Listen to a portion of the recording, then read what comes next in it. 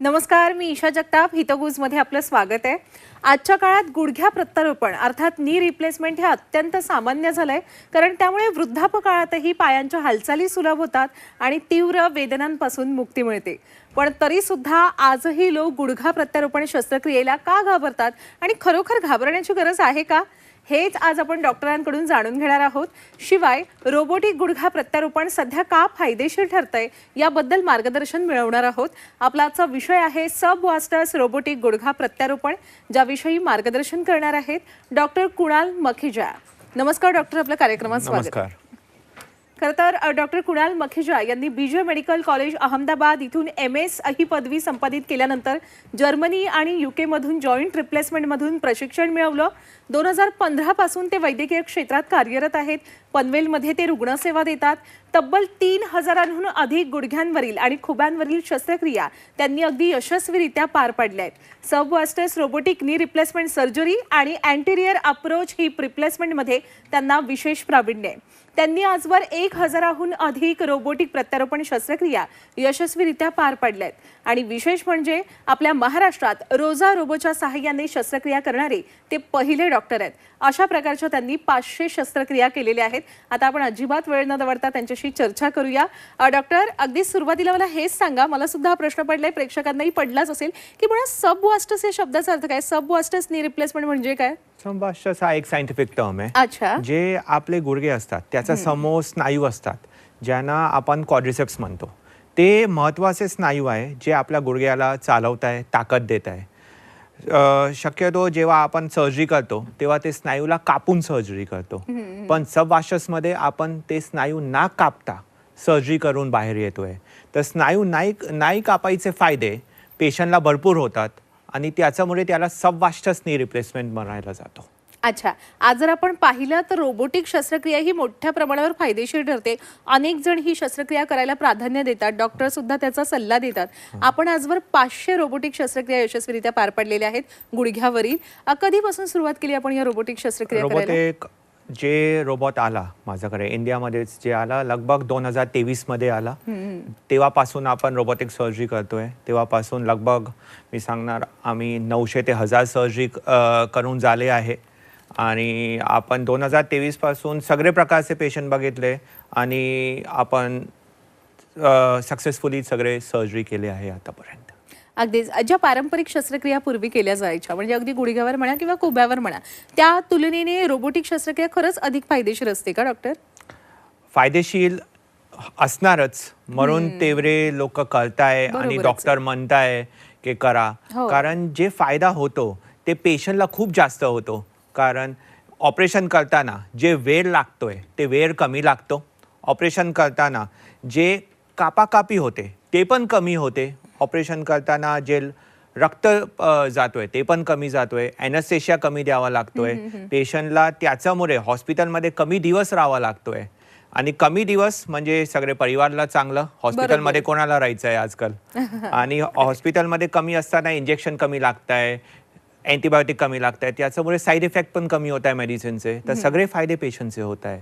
आणि रोबोटिक करत्यावेळी जे आपण सामान टाकतोय, इम्प्लांट टाकतोय गुडघ्यामध्ये, ते टाकायच्या वेळी it gives you the precision sub millimetre आणि खूपच परफेक्ट 0.5 डिग्री अँगलपर्यंत परफेक्शन घेऊन येतोय. त्याच्यामुळे तो फायदा पेशंटचा होतोय आणि रिकव्हरी फास्ट होते आणि जे सामानची लाईफ आहे ते वाढते. अगदी. आणि प्रामुख्याने जी सब वास्टस रिप्लेसमेंट सर्जरी आपण करतो रोबोटिक, त्याचे किती फायदे आहेत म्हणजे पारंपरिकच्याही तुलनेत आणि इतर रोबोटिक सर्जरीच्याही तुलनेत? सब वास्टस जे आहे ते आम्ही ऑलमोस्ट आता 10 वर्षापेक्षा जास्त करतोय पासून. सब वास्टसचा फायदा काय आहे की आपण स्नायू ना कापता ऑपरेशन करून येतोय. त्याच्यामुळे जे स्नायू ताकद देत होते ते व्यवस्थित आहे, ते कापलेले गेले नाही आहे. जे स्नायू होते ज्यांना टाके द्यावं लागायचे ते टाके द्यावं लागला नाही आहे. जे रक्त येत होतं स्नायू कापताना ते कमी होते, ब्लड लॉस कमी होते, रिकव्हरी फास्ट होते. त्याच्यामुळे ऑपरेशन नंतर अगर टाके आहे स्नायू केलेले तर ते दुखणार, ब्लड लॉस होणार, तर विकनेस येणार, पॉवर गेलं स्नायूचं तर फिजिओथेरपी जास्त लागते, रिकव्हरी स्लो होते. त्याच्यामुळे रिकव्हरी फास्ट होते. जे मुवमेंट आहे गुडघ्याचे ते लवकर येतात आणि जास्त येतात. अच्छा. आता तुम्ही जे काही फायदे सांगितले ना, त्याच्यामुळे असं वाटलं की आता खूप वेदनारहित अशा या शस्त्रक्रिया सगळ्या झालेल्या आहेत आणि त्यांचे रिझल्ट सुद्धा उत्तम असतात असं मी ऐकलंय. पण तरी सुद्धा आजही गुडघ्याची शस्त्रक्रिया करायला लोक घाबरतात. म्हणजे आपल्याला अनेक रुग्ण भेटत असतील ज्यांना आपण म्हणजे शस्त्रक्रिया करायची आता असा सल्ला दिल्यावर ते घाबरत असतील आणि ते नकार देत असतील. का आजही घाबरतात लोक डॉक्टर? कारण ऑपरेशन हा शब्द इन जनरल घाबरण्यासारखा हे आहे. खरंय. ऑपरेशन शब्द, हॉस्पिटल आणि डॉक्टर हे 3 शब्द लोकांना नकोच असतं. हे 3 शब्द कोणालाही नसतात. पण त्यावेळी तुम्हाला जेव्हा समजते की तुम्हाला हॉस्पिटलला पण जायचंय डॉक्टरकडे आणि तेव्हा तुम्हाला समजते की आपल्याला ऑपरेशन करायचं आहे. लोक हे नाही घाबरत की ऑपरेशन मध्ये काय होणार. लोकांचा मेन घाबर असतो की ऑपरेशन नंतर काय होणार. अच्छा. ऑपरेशन नंतर मी चालणार का, ऑपरेशन नंतर माझा पाय वाकणार का, ऑपरेशन नंतर मी जे करू शकले ते पण थांबलं आणि मी बेडवर आलो त्याचं काय. तर मेन जे प्रॉब्लेम आहे पेशंटचा तेच असतो की ऑपरेशन नंतर मी चालू शकणार, माझा पाय वाकेल का, मी हे करू शकणार, मी जिनं चढू शकणार, उतरू शकणार, स्वयं मार्केट जाऊ शकणार, ऑफिसमध्ये किचनमध्ये काम करू शकणार, हे सगळी प्रक्रिया मी करू शकणार की नाही. हे प्रश्न अगर सॉल्व झाले, त्यांचं उत्तर होकार भेटलं पेशंटला तर हो नक्की हो म्हणणार पेशंट ऑपरेशनसाठी. पण डॉक्टर आता नको घाबरायला मला वाटते शस्त्रक्रिया करायला गुडघ्याची. कारण गुडघ्याची शस्त्रक्रिया केल्यानंतर अगदी म्हातारपणी सुद्धा किंवा वृद्धापकाळात सुद्धा पायांची अगदी सुलभ हालचाल होऊ शकते. त्याच्यामुळे का नको घाबरायला हे तुमच्याकडून जर प्रेक्षकांना कळलं ना तर नक्कीच त्यांच्या मनातली भीती जरा का होईना पण जाऊ शकते. पहिला तर ऑपरेशन पासून कोणालाच घाबरायला नको. कारण आजकालचे जे टेक्निक आहे, जे इम्प्लांट आहे, त्याच्यामुळे पेशंटचा पाय वाकतो सुद्धा, सरळ पण होतो. पेशंट जिनं चढतात, उतरतात, कार चालवतात, ऑफिसमध्ये जातात, प्रवास करू शकतात, प्लॅटफॉर्म जरा ट्रेनची प्लॅटफॉर्म चढू शकतात. ऑलमोस्ट सगळे प्रक्रिया नॉर्मल येतात. काही पेशंटला रेस्ट्रिक्शन राहत नाही ऑपरेशन नंतर. त्याच्यामुळे कोणालाही घाबरायला नको ऑपरेशनपासून. आणि सबवास्चसमुळे, रोबोटिकमुळे रिकव्हरी पण फास्ट झाली आहे. पण असं नाही आहे की ऑपरेशन नंतर आपल्याला खूप महिने, खूप दिवस, खूप आठवडे बसायचं आहे. आपण ऑपरेशनचा सकाळी ऑपरेशन केलेला माणूस संध्याकाळी चालतो, दुसऱ्या दिवशी स्वतःची प्रक्रिया करायला लागतो, दुसरा किंवा तिसऱ्या दिवशीच घरी जातो. असं अनेक पेशंट आहे ज्यांचं मी ऑपरेशन केलं आहे आणि 24 तासात ते लोक घरी गेले. वय काय त्यांचं साधारण? कोण पेशंटचं वय 40 पासून 90 पर्यंत मी ऑपरेशन केलंय. आणि खूप 75 वर्षाचे लोक, 78 वर्षाचे लोक 24 तासात घरी गेले.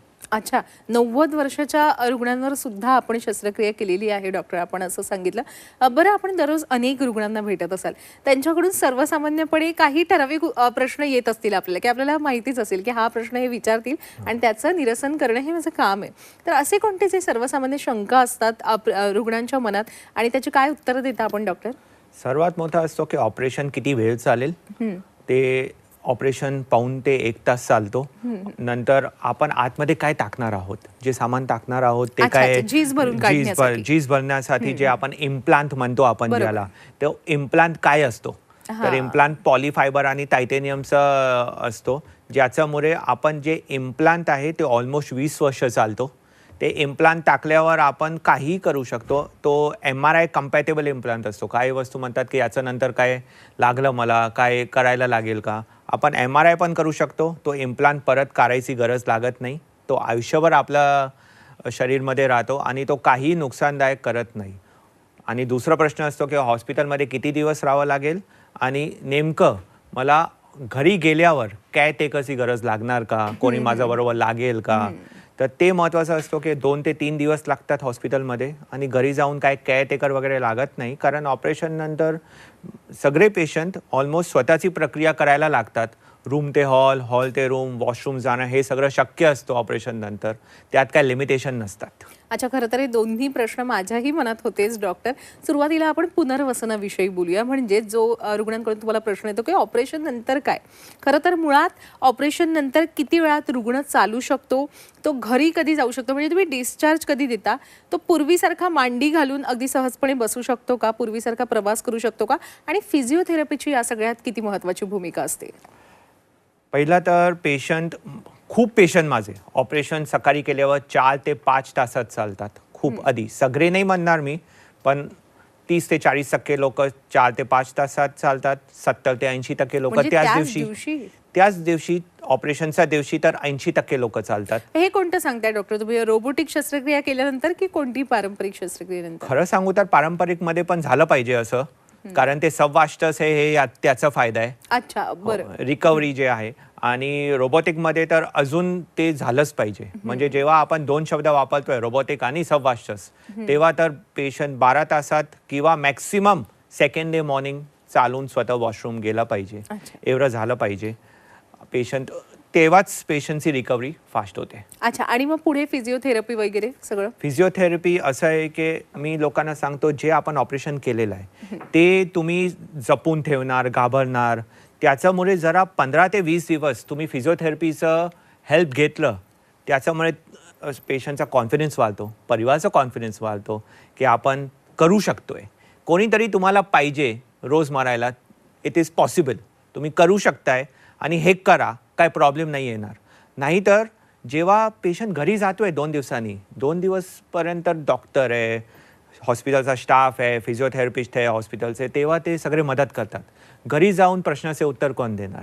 तर फिजिओथेरपी अगर रोज आले घरी आणि ते हेल्प केलं तर रिकव्हरी खूप फास्ट होते त्याच्यामुळे.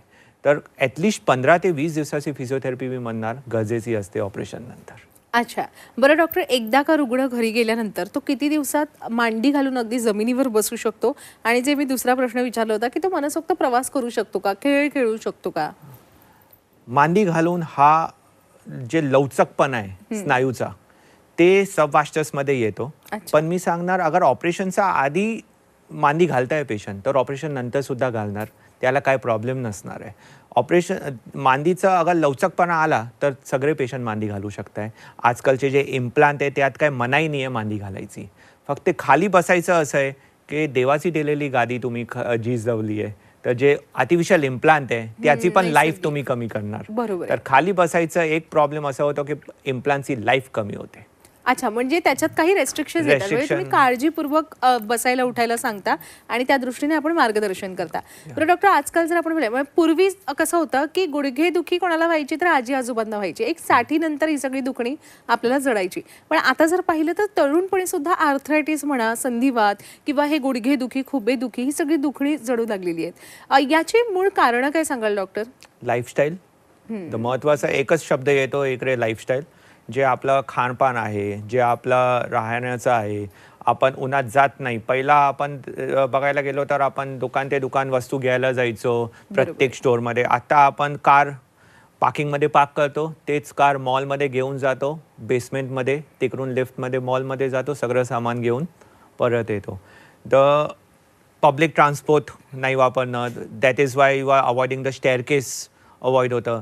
तर इन जनरल जे थोडंसं sedentary lifestyle, no exposure to the sunlight, ते सगळं जे वस्तू आले आहे ना, त्याच्यामुळे जे विटॅमिन भेटत नाही आहे आणि खानपानमुळे जे शरीराला पाहिजे ते भेटत नाही आहे, त्याच्यामुळे हाडाला आणि गुडघ्याची गादीला झीज लागायची शक्यता वाढत चालली आहे. त्याच्यामुळे तरुण वयात सुद्धा झीज लागायला लागली आहे. आणि सेकंड वस्तू आहे, आधी एवढं टेक्नॉलॉजी, एवढं बिलीफ ऑपरेशनवर नव्हतं, लोक घाबरायचे, त्याच्यामुळे सुद्धा लोक करायचे नाही आणि सहन करायचे.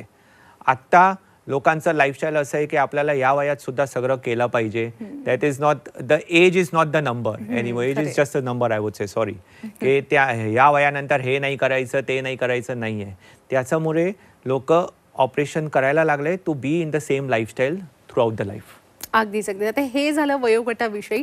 डॉक्टर, जरा जेंडर विषयी बोलूया की महिलांमध्ये गुडघेदुखीचा त्रास हा तुलनेनं पुरुषांपेक्षा लवकर सुरू होतो किंवा आता रुग्णसंख्या ही महिलांमध्ये जास्त दिसते का? असं काही आहे का की पुरुषांमध्ये याची रुग्णसंख्या जास्त दिसते? शिवाय शहरी भागात हा जो म्हणजे गुडघेदुखी आहे किंवा आर्थरायटिस आहे, हे सगळे त्रास जास्त दिसून येतात की ग्रामीण भागात जास्त दिसून येतात? पहिला प्रश्नाचं उत्तर की हा आजार जे आहे स्त्रीमध्ये जास्त दिसायला येतो, कारण because of purely hormonal changes. अच्छा. जे मेनोपॉज होतं, they go through pregnancy, all hormonal changes, they suffer a lot rather than men. त्यांचं जे बॉडी आहे ते जास्त सफर करते बिकॉज ऑफ मेनोपॉज. जे हॉर्मोन्स कमी होत आहे, जे हॉर्मोन्स आवश्यक होते कॅल्शियमला हाडाला पोचवायला, ते अचानक बंद होऊन जातात. त्याच्यामुळे हाडाला झीज लागायची सुरुवात जास्त लवकर होते. तर स्त्रियांमध्ये त्याच्यामुळे हा रोग कॉमन आहे आणि हा रोग लवकर दिसायला येतो. 50-55 नंतर स्त्रियामध्ये हे रोग दिसायला येतो. मेलमध्ये मी सांगणार आफ्टर 65. रोगपेक्षा आपण हे दुखणं म्हणूया, कारण हा खूप मोठा आजार नसतो, तर ही गुडघ्याची होणारी झीज असते, त्याच्यामुळे हे दुखणं असतं एक. बरं डॉक्टर, आपण प्रामुख्याने रोबोटिक शस्त्रक्रिया करता म्हणून हा प्रश्न विचारते, म्हणजे तुमच्यासाठी अति सामान्य प्रश्न असेल पण मला तो पडलाय, प्रेक्षकांनाही पडला असेल, की रोबोटिक शस्त्रक्रिया ही म्हणजे रोबोटकडून केली जाते की तुम्हीच डॉक्टर करता? डॉक्टर शिवाय कुठलीही शस्त्रक्रिया शक्य नसते. अच्छा. रोबोट काय करतो? आपण रोबोटला फीड करतो की हे जीज आहे, हे हाड इकडे आहे, आपल्याला अपेक्षा आहे मला हा पायाला सरळ करायचा आहे आणि एवढं चा इम्प्लांट टाकायचा आहे. तर मला सांगा की हे कुठे मी हाडाला शेप देऊ की हा इम्प्लांट बरोबर बसणार आणि पाय सरळ होणार. तो रोबोट सांगणार आपल्याला कुठे काम करायचं आहे. आपण काम करणार आणि रोबोट परत येऊन चेक करणार जे तुमचं आणि माझं ठरलं होतं ते बरोबर झालं आहे का. इतकी ॲक्युरेसी असते त्यात? Accuracy is till 0.5 degree and 0.5 millimetres. That means एक केसापेक्षा बारीक ॲक्युरेसी असते. आणि it is something like calculator. कॅल्क्युलेटरमध्ये आपण जेव्हा नंबर टाकतो तेव्हाच कॅल्क्युलेटर उत्तर देतो. कॅल्क्युलेटर स्वतः तर काय करत नाही. तसंच असतो रोबोटमध्ये सुद्धा. आणि तुमचा पहिला एक प्रश्न असा की ग्रामीण विभाग आणि शहरमध्ये काय आहे ते आपला राहिला होता डिस्कशनमध्ये. हे आजार दोन्हीकडे सेम आहे, पण मी सांगणार ग्रामीण विभागात जास्त आहे, कारण तिकडे ते कष्ट मी सांगणार जास्त घेतात आणि त्याच्यामुळे जे शहरमध्ये आहे ते झीज असते, लोकांना दुखणं असतो पण पाय सरळ असतात. जसं जसं आपण ग्रामीणकडे जातो झीज लागल्यानंतर ते हाड पण घसायला लागतात. आणि कशामुळे? कारण त्यांचं जे कष्टाचं काम असतं हे अगदी योग्य आहे, पण त्यांची हालचाल पण तर जास्त होते ना तुलनेत. पण त्यांचं जे वय आहे प्रेझेंट करायचं ते पण जास्त असतो. म्हणजे ते come at me at the age of 70, 73, 74. तर तोपर्यंत सगळे हात झिजणार. अच्छा. किती कष्ट करा, किती काळजी करा, तोपर्यंत सगळे. आणि ते पाय ऑलमोस्ट वाकरे असतात ग्रामीण विभागाचे आणि ते सरळ करून ते एवढे खुश होतात. आणि माझा प्रॅक्टिस जे आहे ते पनवेलमध्ये आहे, जे मी सांगणार थोडंसं शहर पण आहे, थोडंसं ग्रामीण विभाग. अख्खा रायगड जिल्हा, माणगाव, अलिबागमधून लोक येतात. तिकडून तर खूप शेतकरी येतात. हो का? तर त्यांचं परत एकच अपेक्षा असते की ऑपरेशन नंतर मला परत शेतीत जायला होणार का. आणि जातात ते शेतात काम करतात? सगळे करतात. एखादं उदाहरण सांगाल डॉक्टर तुमच्या रुग्णाचं, की म्हणजे आता तुमच्यामध्ये ना आम्ही डॉक्टरांमध्ये देवच बघतो, कारण तुम्ही आम्हाला नवीन जीवन द्यायला मदत करता. असं एखादं उदाहरण एखाद्या रुग्णाचं की तो क्षण मी कधीच विसरणार नाही, अत्यंत भावूक झाले ते रुग्ण? ते एक पेशंट होता, ते पेन वाशिम गावातून होता. वाशिम. तर ते गावाकडे आपल्याला 4 व्हीलर तर जातच नसते. कार बस काहीच नाही. तुम्हाला जायचं आहे तर हायवेमध्ये आणि त्याच्यानंतर एकच आहे बाईक. अच्छा. 2 व्हीलरनीच तुम्ही तिकडे जाऊ शकता. अरुंद रस्त्यांमुळे. हो, तिकडून जे होतं आणि त्याचा मेन व्यवसाय होता शेती. तर त्यांची वय होती 79. तर त्या वयात आम्ही दोन्ही गुडघ्याचं ऑपरेशन केलं. त्याच्यानंतर ते 1.25 महिन्यांनी 1.5 महिन्यांनी परत जेव्हा फॉलोअपला आले तेव्हा त्यांनी अतिसुंदर जे मला सांगितलं की मी आत्ता 1.5 ते 2 महिने झाले ऑपरेशन होऊन आणि मला आता लावणी कापणीपासून मी सगळं करू शकतो, मला काही रोकटोक नाही आणि मी तेच बाईक चालवून तुमच्याकडे फॉलोअपसाठी आलो आहे. तर ते जे आहे ना, आणि त्यांच्याकडे तर फिजिओथेरपी वगैरे पण शक्य, तिकडे तर साधा डॉक्टर पण नसेल, कुठे त्यांनी सगळं केलंय. तर हे जे त्यांचा सेकंड इनिंग चालू होते ना लाईफची, ते ऐकून खूप छान वाटतं. अच्छा.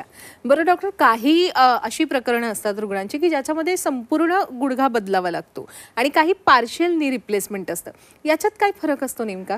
पार्शियल नी रिप्लेसमेंट जे आहे त्यात फक्त गुडघाचं मी सांगणार 25% भाग बदलायला जातो. नेमकं काय असतो ना, आपला शरीरचा आकार असा आहे की गुडघ्याचा आतली बाजू लवकर झिजते बाहेरपेक्षा. तर जे आतली बाजू लवकर झिजते ना, तेव्हा अगर आजार फक्त आतली बाजूला आहे, बाकी सगळं गुडघा बरोबर आहे आणि पाय जास्त वाकरा नाही झालाय, तर आपण फक्त आतली बाजूला तेवढंच पार्शियल नी रिप्लेस करतो, ज्याच्याने ते झीज निघून जाते. तो बॅलन्स परत येतो गुडघ्याला जे होतं. आता गुडघ्याचे 2 पिलर अगर आहे, एक पिलर खराब झालाय तर आपण तोच बदललं, त्याच्यामुळे सेकंड पिलरला पण सपोर्ट भेटतो आणि पुढचे 15 वर्ष पेशंटचे चांगले जातात. अरे वा, 15 वर्ष चांगले जातात म्हणजे खरंच ही चांगलीच बाब आहे. पण त्याच्यासाठी जे तुम्ही इम्प्लांट बसवता ते सुद्धा तितकं स्ट्रॉंग असणं आवश्यक असेल ना डॉक्टर? कोणकोणत्या धातूचं असतं हे इम्प्लांट? इम्प्लांटचे जे धातू असतात ते मी सांगणार मॅक्सिमम कोबाल्ट क्रोम किंवा टायटेनियमचे इम्प्लांट असतात, जे पेशंटमध्ये बसवल्यावर ते पेशंटला सपोर्ट करतात. त्याचं काय रिॲक्शन होत नाही, पेशंटला काय त्रास होत नाही त्याचं. आणि सगळे इम्प्लांट मी सांगणार 15 ते 20 वर्ष तरी नेमकं चालतात. अच्छा, आणि आपण पनवेलमध्ये रुग्णसेवा देता.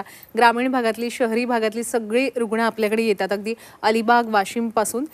पण प्रेक्षकांना हा प्रश्न पडलाच असेल, नेमके कुठे आपण रुग्णसेवा देता, कुठे आपलं हॉस्पिटल, याविषयी माहिती द्या डॉक्टर. माझं हॉस्पिटल पनवेलचं मधोमध पटेल हॉस्पिटल म्हणून आहे.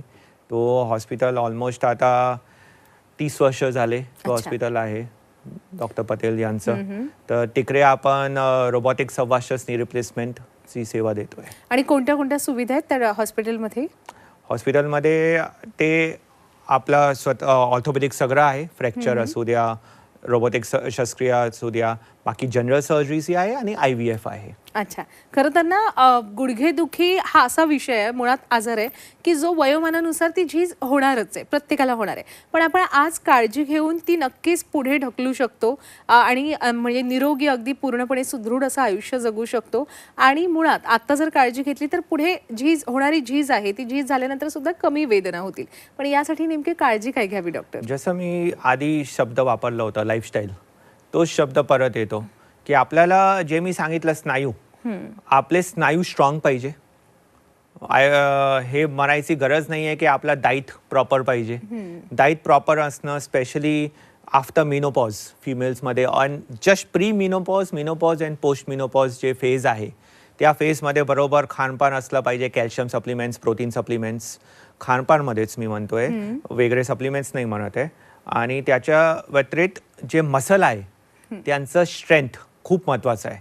अगर स्नायू स्ट्रॉंग असेल तर गुडघेदुखी कमी होणार, जीजचं दुखणं कमी होणार आणि जीज अजून पोस्टपॉन होत जाणार. तर आणि जीज लागल्यावर सुद्धा पाय स्ट्रॉंग राहिल्यामुळे पेशंटला दुखणं कमी होणार. अच्छा, बरं डॉक्टर, आलेलो आहोत आपण या कार्यक्रमाच्या समारोपाकडे. जाता जाता अगदी थोडक्यात आपल्या सर्व प्रेक्षकांना काय मुलाचा असा सल्ला द्याल? मी सल्ला हेच देणार की आपल्याला अगर गुडघेदुखी वाचवायचं आहे तर आपला proper diet, calcium and protein supplements, exercise and diet are the main 2 things जे आपल्याला वाचू शकतो झीज लागण्यापेक्षा. आणि एकदा झीज लागली तर ऑपरेशनपेक्षा घाबरू नका, कारण हे तुमची लाईफ बदलणार. You will get a second inning in life. अगदीच खूप मोलाचा सल्ला दिलात आणि हे संपूर्ण मार्गदर्शन अतिशय मौल्यवान होतं. खूप खूप आभार त्यासाठी डॉक्टर. धन्यवाद. धन्यवाद. प्रेक्षक हो, हितगुजमध्ये वेळ झालेली आहे आता इथेच थांबण्याची. ताज्या घडामोडींसाठी नेहमीच पाहत रहा झी 24 तास. धन्यवाद.